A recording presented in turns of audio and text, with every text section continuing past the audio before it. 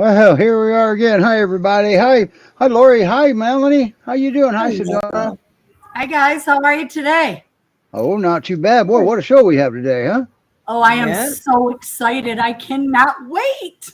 Well, then let's not. Okay, let's Okay. not wait. By the way, congratulations, Ursus. GPRS's cover dog. He won, so that's Nice. awesome. All right, boy, our first guest coming up. He's been on. Or she's been on the show before. She was on June 11th of 2023. You want to know how I know that? I looked it up. So, but she used to be known as Jelly Bean. Last time we saw Jelly Bean, her name was Jelly Bean, and she didn't have any hair. That's right. She got shaved right down. Her and her sister was Val, but now she's Dahlia, living with Brooke down in towards New Jersey. So excited for both of the girls. Wow. And how long did you foster? Well, we're going to call her by her name, Clementine. How long did you foster Clementine?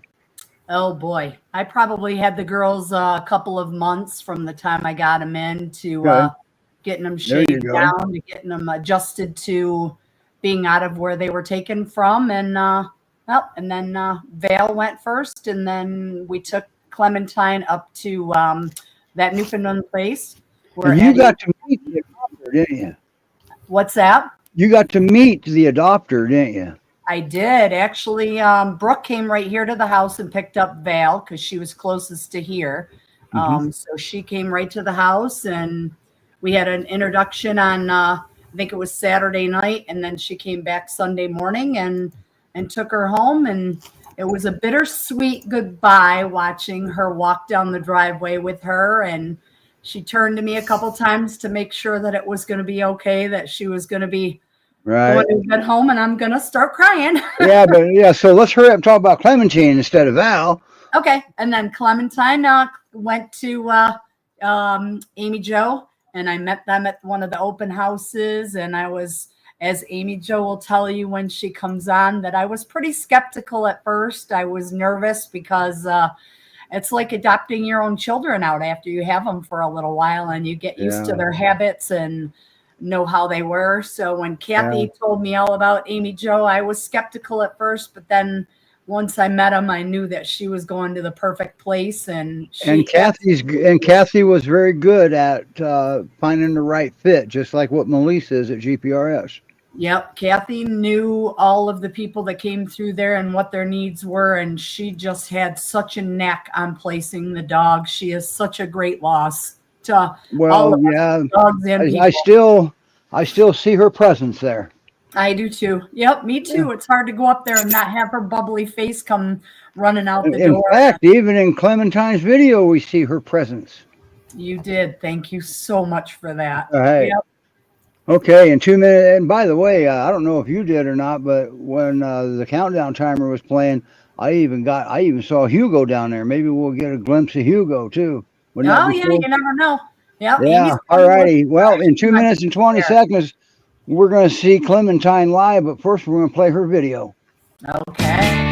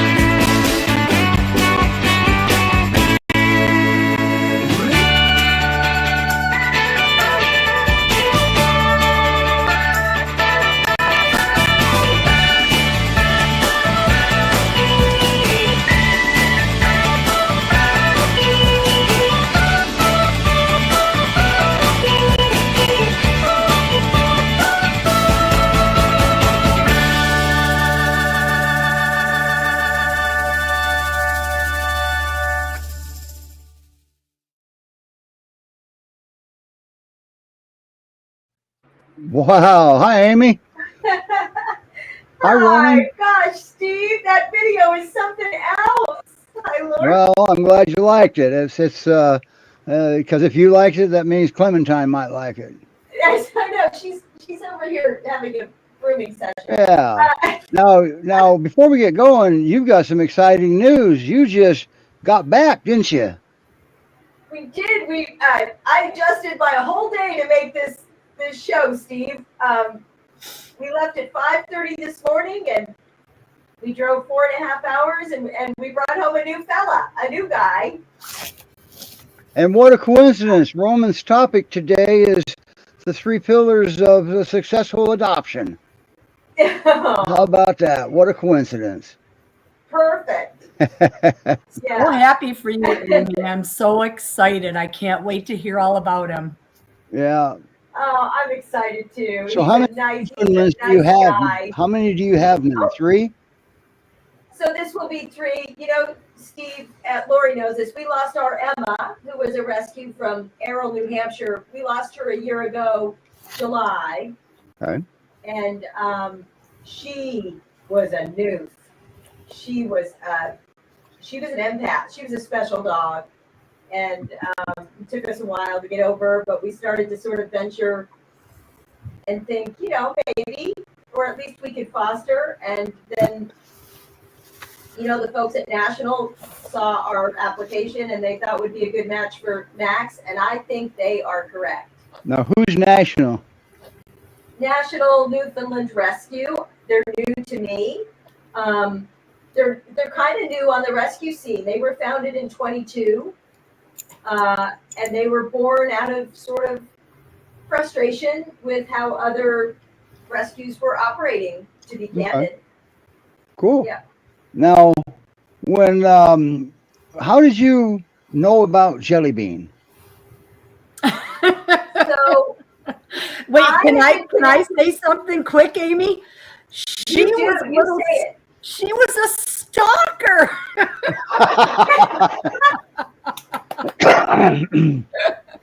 Okay. All right, go ahead, Amy. That's what this show's about. Fun stalking, right? Yeah, I mean, some chicks are about diamonds and some chicks are about the fluff. That's all I'm saying. Yeah. I have been connected to that Newfoundland place and Kathy DeRench for probably 6 years. I would drive down with a friend of mine who lives just around the corner. I babysit her Newfoundland every time she goes on vacation. Oh, I didn't know that. Yeah. Wow. And we would drive down. In fact, listen, I could hijack your whole hour. Her dog got blown on But my then watch. Roman won't go cover the 3 pillars, and if you hijack the whole hour. I know. Sorry, I won't. I'll stay on target. Okay, so she wasn't fluffy when you got her. She was still growing back. She was naked. She was naked. And she was nervous. She loved I bet she was nervous. much. Well, she loved Lori. I mean, so much in her world was changing. Yeah. She came in a little insecure. I think that's fair to say. Right, and that's something that, Lori was setting her up to even better for success with you. She was raising the bar on what to expect. Well, when she was born in a litter that it was during COVID. So none of the puppies had been out of the home. They hadn't even been vetted or anything yet. So when I got to her, she had never been outside the home. She had never been in a vehicle. She had never been on a leash. So every single thing in her world was all brand new. So, just that's where you saw a potential problem early on, didn't you, with children? Are you talking to me now, sorry, Steve? Amy. Yeah, I guess I would lead with some positives here, though. For a dog who had never been outside a house, under Lori's tutelage, under Kathy's tutelage, what I got was a dog flawless on a leash. Flawless. A dog she who loved to ride in the car, a dog who loved to swim, a dog who loved to hike, a dog who could go off leash. I did it too soon, I'll admit. I did the off leash thing too soon and had a scare. But she is just an off-leash hiker now. You know, she's my girl. Well, everybody that goes to Lori's house is going for a walk on the leash. First thing I did when I got to Rochester, she put a leash on me, said, "We're going for a walk." Well, plus I used to take them out all the time. I would take them to Tractor Supply. They would go to the Legion with me, where everybody at our Legion is dog friendly. So they got used to being out and civilized rather than being cooped up. So I tried.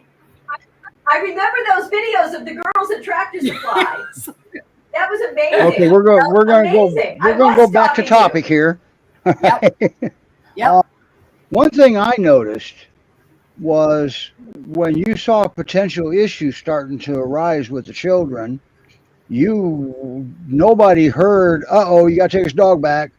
We heard, "Uh-oh, we got to work her through this." That's nice. So, Steve, I'm going to confess another error I made as an adopter right out of the gates. We picked her up, and 3 days later had a trip planned to Acadia National Park in a dog-friendly house. So I loaded all 3 of my Newfoundlands into this house, into this van, drove to meet my daughter and her child and her baby. Well, she hadn't decompressed, right? No, she hadn't even gotten used to you yet. She didn't know who you were at the time. And then I took her to a new house with new people that included children. And because I'm gonna just be honest here, Newfoundlands are famous for being good with children. And so I made an assumption. I made a critical error. I did. Yeah. And guess what? You're human. Congratulations. You're welcome to the human race. Thank you for forgiving me, because I look back on that. I made a lot of mistakes. Roman will tell you that it's how you recover from your mistakes. Well, thank you, because I did. Because I could not have a nip. I couldn't even have a nip. If I had a nip, I couldn't keep her. There's no way. My grandkids are here. I could not have a nip. Right. And if I had a nip, she would become a marked dog. Then she goes back into the program as a marked dog. I couldn't have it. So I didn't have it. And in real life, if she got backed into a corner where she had to nip, all she was saying is, "Help." That's what my husband said, Steve, because she would growl at the kids in that low. And when you're 130 pounds and you have a low growl, you get people's attention, right? And Rick said, "Amy, she is verbalizing discomfort." And I said, "Well, we don't know her yet, because I didn't know her yet. Is that a pre-roll to a nip, or is that saying, 'Mommy, help me,' right?" Mm-hmm. And we took it as, "Mommy, help me," and so we helped. We gave space. We look at her now. Look at her now. She's a star. She was just at a 4-year-old birthday party with a dozen children. And I don't let children ever disrespect my dog's physical space, but inadvertently, they're touching her hips. They're walking close around her. She wanted to be in the middle of all of it. She is a star. She's an absolute star. Because Roman said something back in 2013, way back on a platform called Blab. And that was, he said, it's not the dog's job to get along with children. It's not their job. I agree with that. Because children, and thankfully, my daughter was so gracious. She said, "Mom, my boys are a lot for everybody. They're a lot for regular people, let alone a dog who just got adopted." And, she was so gracious about it. And you know what else happened at the same time that I protected Clementine and we built her to success, is I really taught these boys how to act around a dog, how to give respect to a dog, and they do. Wow. That's how that's supposed to be. Right? It's not the dog's job to get on kids. It's the parents' job to teach the kids. That's right. And these ears are not playthings, and this back is not a jungle gym, and these hips are sensitive, and I just, but much like working with animals, Steve and Lori, I think you'll agree with me. You got to catch them doing right. So I catch my grandson doing right, and I say, "You are amazing with animals." Because we told them she's not sure of you guys. You have to give her a wide berth, and so he does it, and he says, "Clementine, I love you, but I'm just going to blow you a kiss. I'm not going to go up to your face." So smart, right? And my daughter said, "Amy, it's his brand now to just be dog respectful." And I was like, she said, "You built that, Mom, because you just kept talking it up. You kept talking it up." And I said, "I just never wanted there to be an issue because I'm not giving her up." Great job. At Great what job. point And it did worked, she? yeah. At what point does she have her knee boo-boo, tear her ACL? Yeah, so that was a year ago this month. Wow. And that was the best $5,000 we ever spent. She had a TPLO repair, which is the most secure repair you could do on that knee. Yep. And she lives the life. I mean, she hikes and swims 8 days a week. I mean, she's a physical girl now. Yeah. Well, look at this, Roman. I love it when they bring the Newfoundlands on. It adds color to the show, you know, because our show is usually all white. Yeah. And I Well, even she's have a gorgeous. little teeny white. I Yeah. was going to ask you about that. Do you think Great Pyrenees people that people just think they're getting a white Newfoundland and they're getting a very different dog than a Newfoundland? Yeah, they are.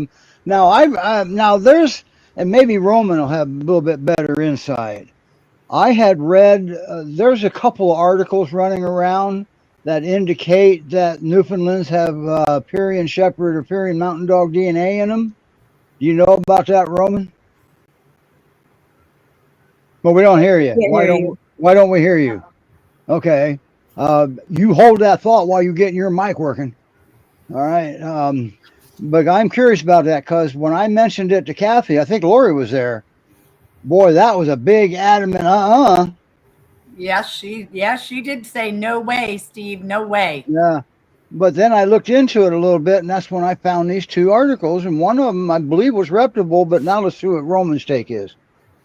Nope, we got nothing. I don't know what's happening, Roman. Uh-oh. Are you turned down? I think I heard something. No, I got nothing from you. Let me check this over here. I guess we're going to have to ask you to come on 20 minutes early from now on, huh? This is first time this ever happened. Showing muted again. Roman, it's showing muted. Yeah, this never happened before. Oh, you're muted here. Yeah, You're showing okay. muted. Now say something. Still can't hear you. No. No, and you're turned up loud too. 'Cause I think Amy's doing, or Melanie's doing that. All right, you fixed it last week, or a week, yeah, whenever it was. Yep, a couple weeks ago. Same yeah. issue. So we'll keep moving forward while you're fixing your mic. So hold that thought on your segment. We need your mic back before you go to your three pillar. Oh, there you go. Yay. Okay, so I did the research and I found out that the Newfoundlanders are mainly part of St. John's, so they are purely Canadians, plus Mastiffs, plus Spanish herding breeds. Now, Alpines are, on the one side, are Pyrenees, and the other ones are Spanish. So we can call them like Alpine Mastiffs. Okay, right? Now which Mastiff was it? Do you remember, or is just Mastiff? It's a Spanish Mastiff, Spanish Spanish Sheepdog. Okay, because they've indicated that there's in the fossils that there's Pyrenean Shepherd DNA in them. The reason why it's Mastiff from Spain is because the Spanish had contact there. Back then, around the 1800s, the Spanish and Portuguese people were around there. Why would they get French dogs if they have Spanish dogs? That's true. Right. But where does the Spanish dog come from versus the French dog? What's the difference? Well, the real difference is they come all from Anatolian. I thought they all came from Tibet, Siberia. No, they actually came from Greece, to be more specific. from the Oh, yeah, Melissa oh, wait breed. a minute. Okay, all right. Now we're going back a long way. I do Right, agree with right. that. Yes, I Yeah. do agree. That's why your breed of choice is a cane corso, So, but and the he Melissa needs breeds, mental in assistance. fact, were sheepdogs. So if Yeah. you go to Greece and look at the Greek sheepdogs, they look exactly like mismatch of guardian breeds, and they come in white or black, right? Because we don't have so much snow. But it was beneficial for France to keep the white version of it, so they bred the black out of the white Okay. And I mix. want to stress something you said. These are sheep dogs. They're not Yeah. goat dogs. They're not chicken dogs. They're not cow dogs. These are sheep dogs. Okay, back to the Newfoundland. Amy, Wow. I'm just so thrilled. You've done such a wonderful job with her. I can't get over how gorgeous she looks and just such a sweetheart. I knew when I first met her and Val that they just had the best personalities and that they had such potentials. And I knew when I saw the birthday cake that they had the best home ever. That's very true. That's why I put what I put in that video. Well, Oh, had to revisit. birthdays are a big deal here. Yeah, I love They truly are your children, aren't they? Say they again. are. They really are your kids, aren't they? Oh, Mercy, yes. Mercy, yes, they are. All right. Yep. Okay, we got to move forward because we still got two more dogs, and Molly is going to kick my butt because Thank she's you, going to Amy. get mad pretty soon. All right. Amy, thank you so much for adopting her Thank you for and what you coming do. on Thank all and of you, right? It's a giving. great community. Yeah. Yeah, you seem to be giving her the best life ever, and that's what this is all about. It's And And, keep fun. us It's a privilege. keep us posted on Max too. We can't wait to hear that happy adoption Oh, story as yeah. well. He's a stunner. Yeah, maybe In I'll fact, get maybe in a few months you can come back with Max. I would love that. If his name is Max, as it's hard to say. Nice. And plus, we can let any of the viewers know if you guys have a happy adoption story. Let us know. Right? Because it doesn't have to be a Great Pyrenees or a Newfoundland. It can be a mini poodle even. We don't care as long as they're dogs, as long as they don't go meow. Yeah, right. There you go. Okay, next up. Oh, Mel. Thank Hello. you. Thank you, Amy, and you guys are doing great. Thank you. Wow. Love you guys. Next up Love you. is a big dog. Now, I don't know if he's any bigger than Clementine, but he's a bigger. Hi, Heidi. Wow. Wow, that's a long time no hear. She adopted one of my fosters a long time ago. She named her Lexi. Her husband is a 9/11 first responder. Oh, And, wow. and she's a nurse, so they're all first responders in that home. Nice. And they lost Lexi a few months ago, finally. Oh. And she lived there a long, happy life there. And Murphy, I haven't heard if Murphy's still hanging in there or not, but Murphy's old too, so the Newfoundland Lexi's pal. But wow, 2015. So anyway, we got to get up to Mr. Aquila, or well, we'll call him by his real name, Aquila, and we'll let Molly explain it. So one of our co-hosts is, and everybody knows, is Molly. You saw her at headquarters last week for Great Pyrenees Rescue Society, and now she's back again. She's just busy, isn't she? So we'll get going with Aquila when she got a nickname for him.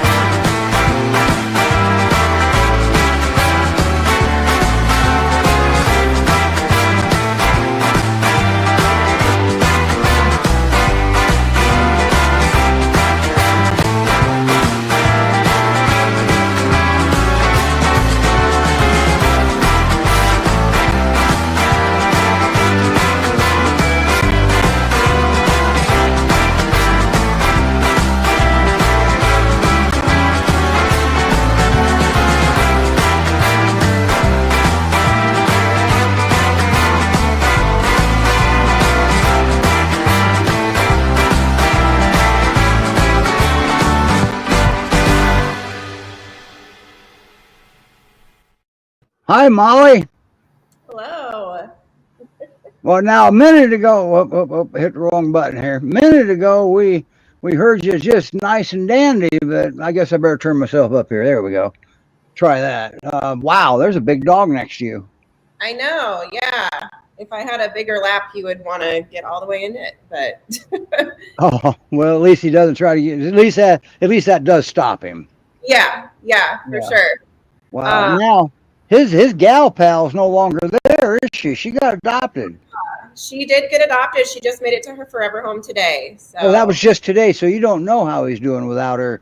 so she left us a few days ago. So he's been alone for a few days. I was gone Okay. out of the on Friday, and I was gone for a few hours yesterday, and he's done just fine being himself in here. So your original thought still stands that he can be an only dog or he can have another dog.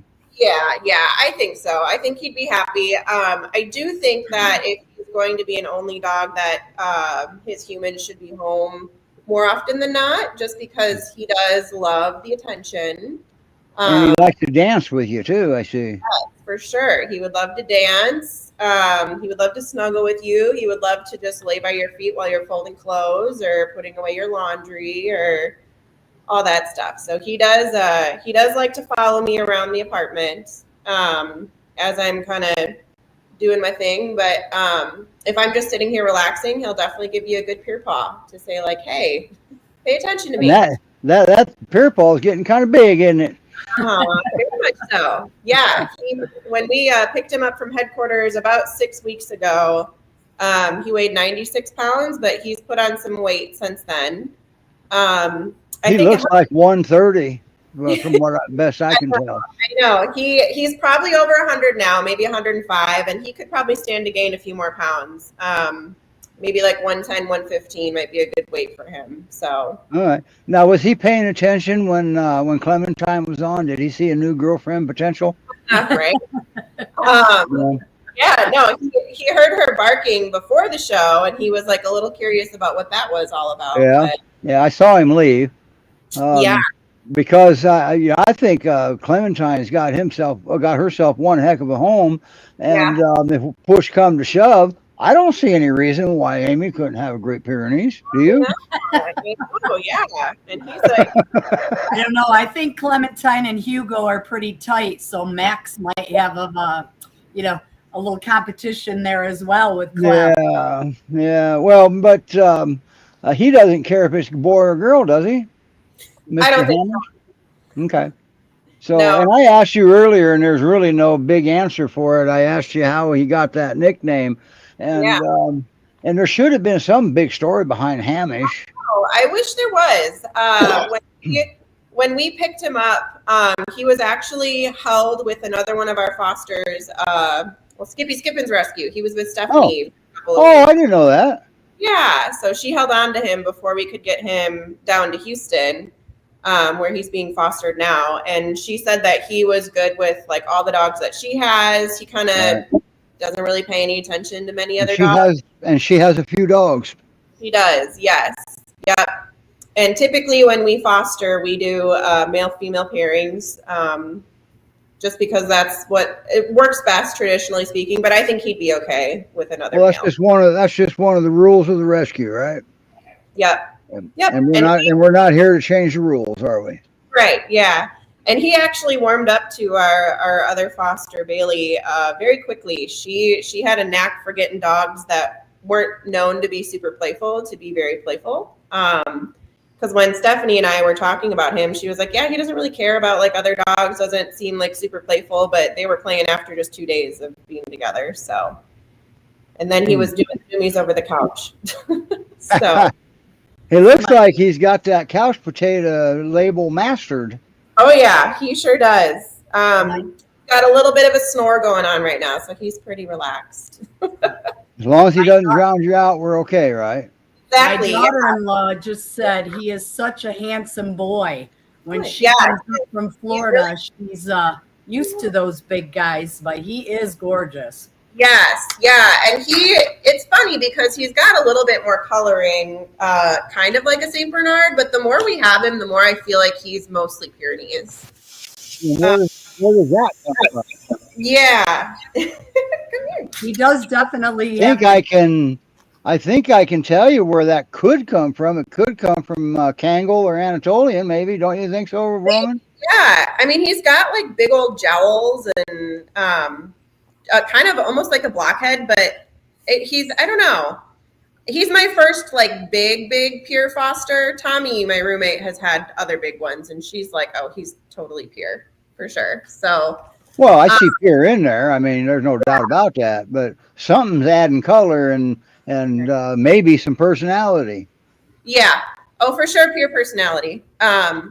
Excellent pure paw. He does not have double dews, but I'm curious if those were removed because it almost feels like there were double dews. Okay. That should be illegal. Yeah. But he is just super, super easygoing. He's pretty quiet inside actually for a pure. And you live in an apartment too, don't you? Yeah, we have a lot of stuff going on outside our window. But yeah, he maybe like 1 out of every 10 to 15 people that walk by, he'll alert us to. Otherwise, he just sits at the window and kind of looks at them. So we just got another vote for Saint Bernard in there. Yeah. Yeah, and it could be, or he's just a very colorful badger pure. I don't know. It's hard to say, but how about this? Who cares? I know, exactly. Yeah, he's just 100% good boy. That's for sure. Yeah, is that a brand new breed now? Is that purebred good boy? Purebred good boy. I love it. Yeah, but he definitely has some pretty good recall actually. So maybe that's where maybe. Well, then wow, now we're getting less and less Pyrenees in there anyway with recall. I know, yeah, and it's he loves people. If there were other people in our dog run area, he might go to them if we told them his name. So it's hard to say. I'm sure he listens pretty well.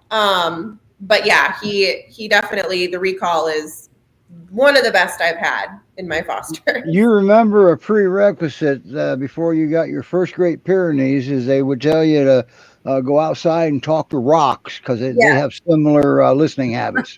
Yes. So he listens well, huh? Yeah, he pretty much does. He does like to watch the squirrel. Sorry, Molly, but I got to get a shot of this. No, that's all good. Oh, look at you, baby girl. Hi, Clem. Oh, look at Sorry. But Molly's fully aware. This is, sorry. I lost Molly. There she is. Molly's fully aware why we ask our guests to stay up there because the dog does something cute. Everybody gets to see it. That's right. Boy, how old? Are you sure? I mean, did I read he was over 5 years old?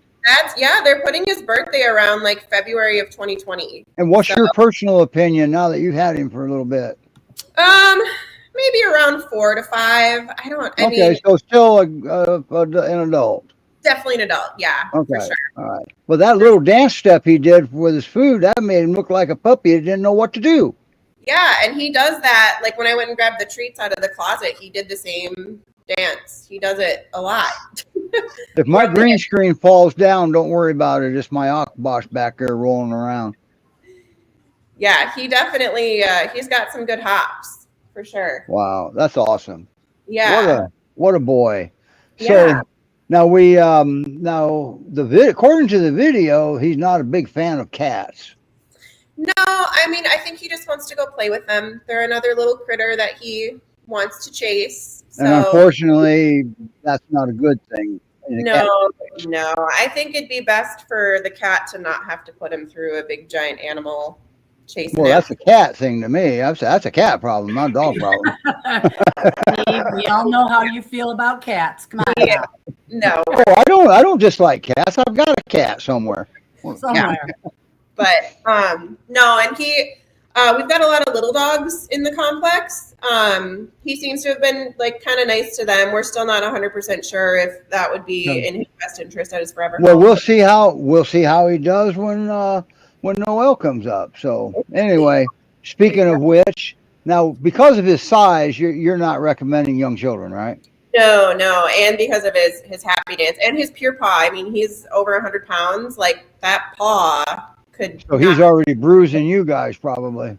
Yeah, and when he likes to definitely like grab your hand when he does a pure paw. So Okay. yeah, but so he's okay. So he doesn't have that down pat yet. Not yet, no. Okay. But yeah, we make him wait for his food because when we first got him, obviously he was a little skinny, so he gets very, very excited for mealtime. Okay. So now we've been working on weight. He's been doing really, really good with that. And then just taking treats a little bit more nicely, just because he gets so excited with food. Right. He takes a treat super gently. Okay. So he learns very quickly. Very quickly. Cool. All right. Well, I hate to say it, but we got to move on because Roman's topic is very important, and we don't want to miss it. So, Great Pyrenees Rescue Society.org. That's where you get. That's where you can apply for. And don't search Hamish. He's not under Hamish. He's under Aquila. He is. Yes. So that's a problem with nicknames, and that's why it can be a problem sometimes. But usually the nickname stays in the house unless you get somebody that creates a video for him, right? All right. So we got to touch on our next visitor here. Well, I'll tell you what, I'm going to keep my mouth shut because I'm the one causing the problem here. I know that. We'll just go this route right here.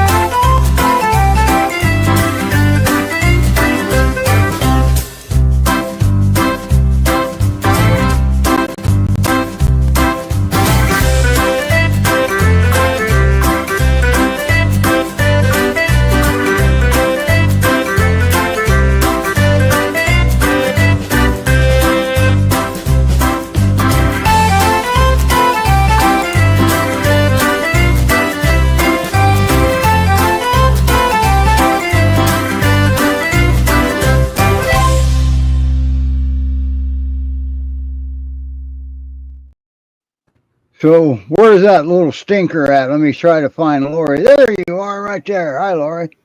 Hi, guys. Noel There's says hi. there's that little one. See, we don't care who comes on this show. That's right. And before I get started, I'd like to give a big shout out to all my family that's chiming in. Amy, Gabrielle, Carrie, Denise, Leslie. They're all my sisters and I was going to ask you about that. I see some people down there that's got the same last name as you. Are they related or is that a coincidence? Nope, they're my sisters. And then Amy Fisher's my daughter-in-law. Okay. And then Gabby's my niece. And then Kelly is the one that adopted Noel's brother, Oliver, now. Oh, okay. How many pups were in that? How many pups did you have? So I had 3 of them. There was 6 3 of them. born. 2. There were 6 born into the rescue.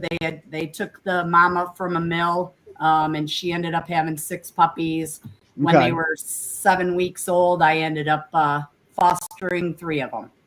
Gotcha. And we remember you had at least one of them on. Yep, exactly. Yep. So here they are. I'm dog sitting for the week while Dee and Charlotte are on a much needed vacation. So And they that's pretty reached cool. out and said, any chance you So can they take-" stay in touch.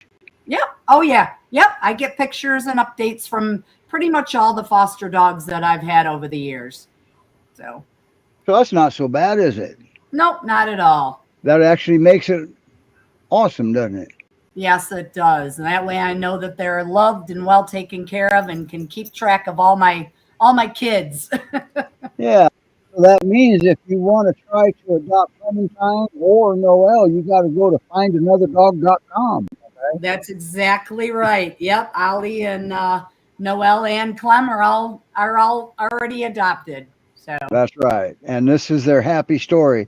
And I'll reiterate that one more time. If you got a happy adoption story, we don't care where you adopted from. You can come on and tell your story. We don't. It's okay. Yep. We don't bite. Well, sometimes we get mad, but that's not bad. Wow. So she's living a good life, or he's living a good life, isn't he? he is. Yep. All the fosters that I have, I lucked out with all their adopters because they all turned out to be wonderful. Amy Jo. That's amazing. And that little dog you can pick up and carry around, unlike any of your others.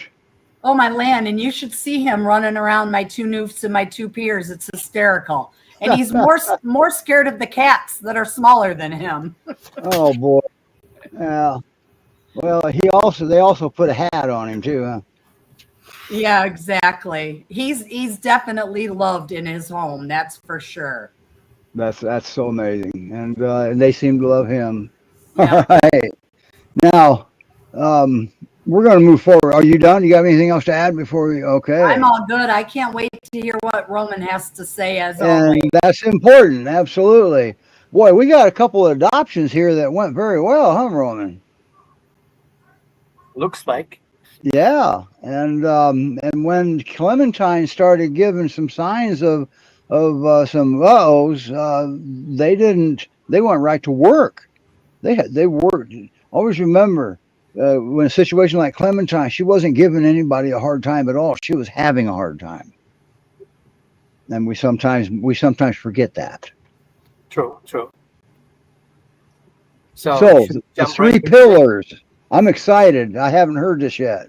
Well, they are the only 3 pillars who are 4. Oh, there's 4. Okay. Whoops. Here they are, I know what this is. right? So the reason why there are actually 3 plus 1, let's call it this way, is because we need to make sure that, where am I? Here we are, somewhere. Okay. That we understand the principles when we bring a dog in the house. So think about you going on vacation and you're in a strange place and you have nobody to rely on. You don't feel safe, right? So the first thing you want to do is make the dog feel safe. There's a difference between a dog being safe and feeling safe. The dog is safe in the car, the dog is safe in the crate, the dog is safe in a leash, but they don't feel safe. And if a dog doesn't feel safe, then he gets concerned. It usually goes into survival response, which means we see all these aggressive behaviors. It's because the dog doesn't feel safe. So number 1, we have to show the dog safe. Not the second level, but also at the same time, we have to also build connection. If the dog doesn't be able to communicate and trust through the process, then we'll not be able to help the dog to feel safe. So while we keep the dog safe on the leash, we want to establish felt safety while we also build the relationship and connection. And that comes because we meet the dog's primary needs, biological needs, emotional needs, social needs, right? And then we go up, training needs comes a bit later, and then cognitive needs. We want to make sure that we cannot expect the dog to trust us because we adopt the dog. So people have the idea, oh, I'm such a good person, he adopted a dog, now he's supposed to trust me. It does, that comes earned, it doesn't come trust demanded. is earned. Right. And so important is to ensure that we pay attention to the dog's cues. The dog will tell us what makes him feel safe. And if we see a behavior that we don't like, it is because the dog doesn't feel safe. Mm-hmm. And we think that sometimes guardian breeds are tough dogs. Actually, the whole system of a guardian breed is based on fear. Yeah. Fear of invasion, fear of attack. All these are fear-based behaviors, right? And then what we bred the dog to do is what to do with that fear. Challenge that fear. Everybody who challenges you and you're scared, challenge him back.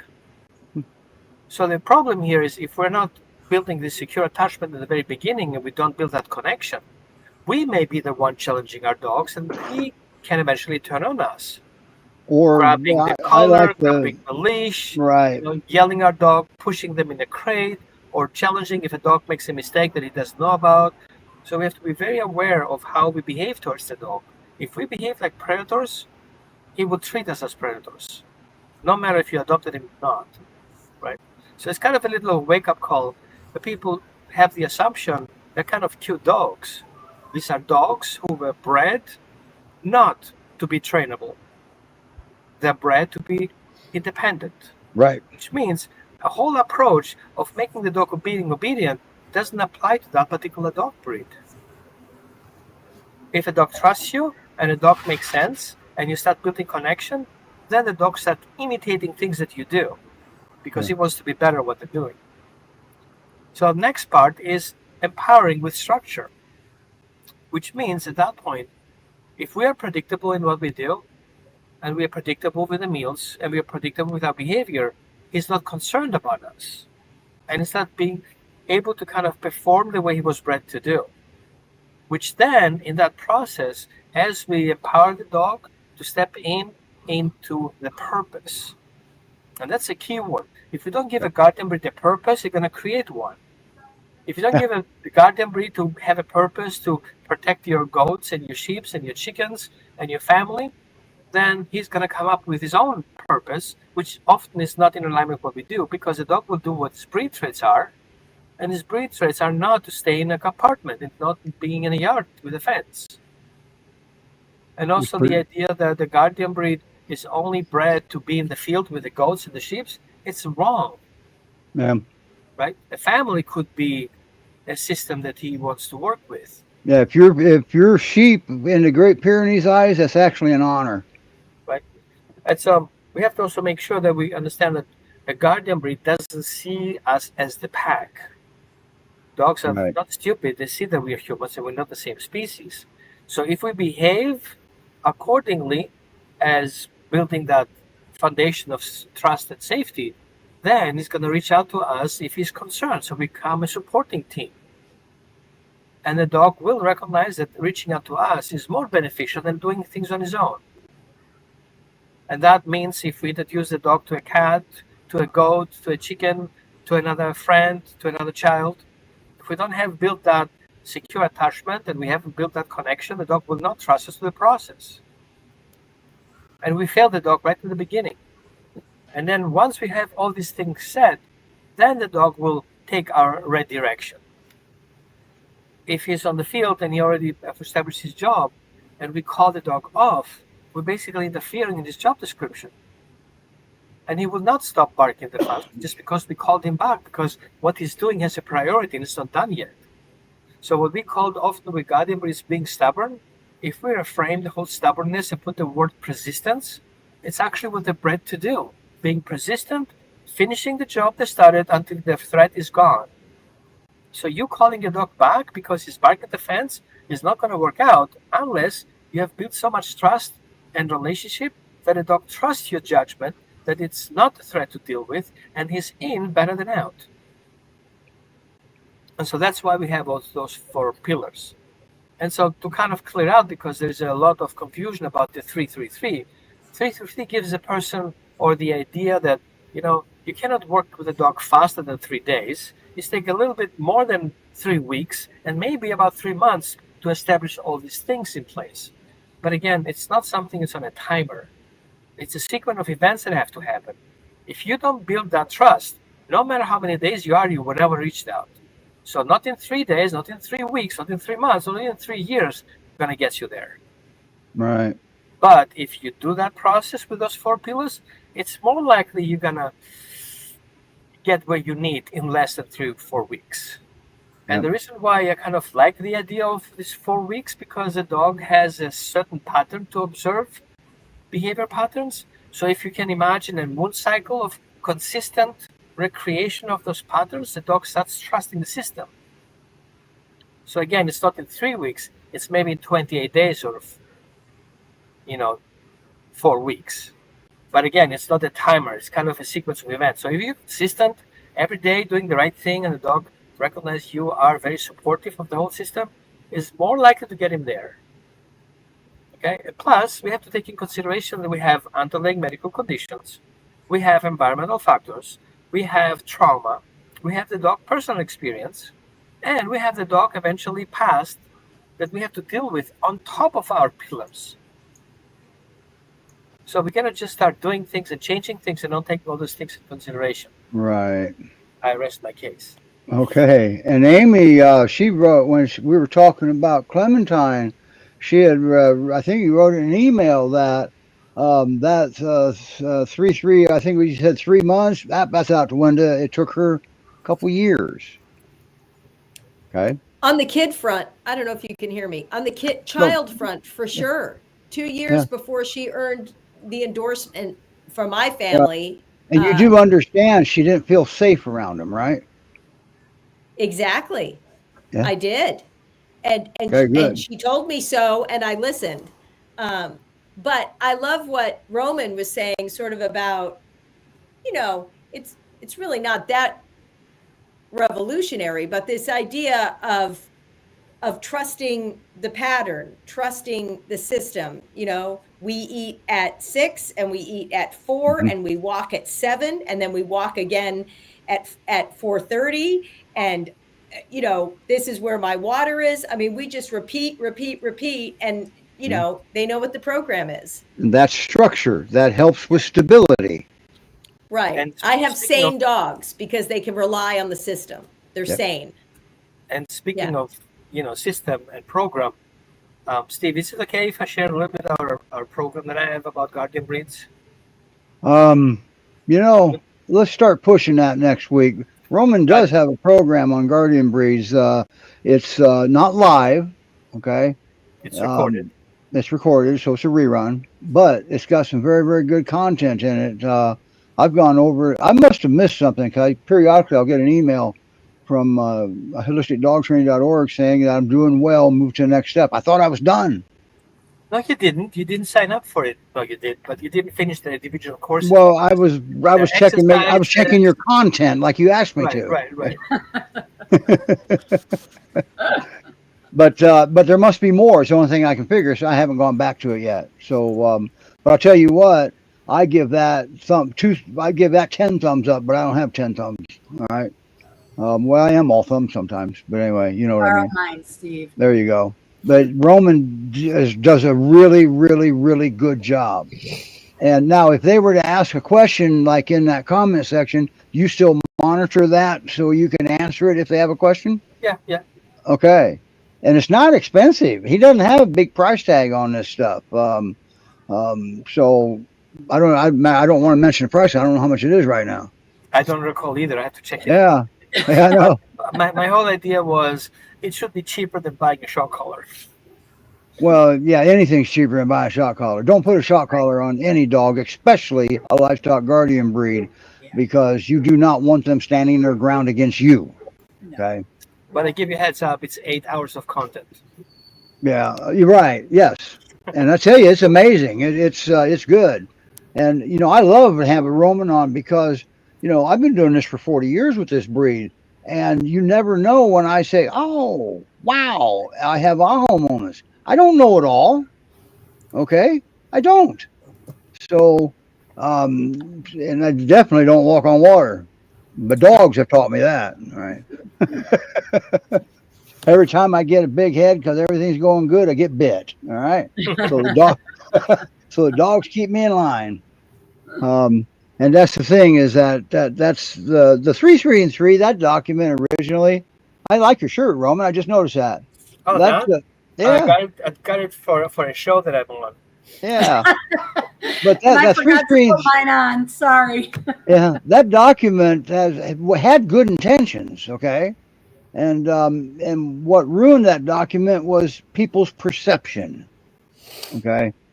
And there's no timer here. The dog wears the watch. Okay, he has a stopwatch. So, but anyway, wow. Thanks, Roman. By the way, I do recognize those 4 pillars from long time ago. You used a building instead, like an old Greek building. Yeah. Good Yeah. old times. Now more flat. Yeah. Now we're flat. Hey, we got to evolve, right? Right, So- right. It fits so, the screen better. So anyway, we've got that Newfoundland if you want to get a dog from that Newfoundland place, you contact them, and they will send you an application. That's I believe that's how that still works. Okay, am I getting head shaking? I don't hear anybody rattling. But anyway, Yep. and then Great Pyrenees Rescue Society.org. That now you can apply right online. New to You Rescue. That's where Noel came from. That's who Noel was. And plus, you had a Newfoundland you were fostering from New to You, too, weren't you? Yep. Cosmo, the brown boy. My Kubas is making noise. Yeah.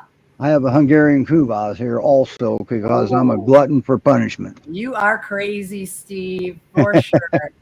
She's a good girl, all right? And I can't forget my Akbash because, once again, I'm a glutton for punishment. Uh-huh. So that way my wife leaves me alone. She There just you tells go. my dog, you go take care of your dad, and they do it. Anyway, I miss my Akbash very much so. well, Mr. Tibbs was one good boy.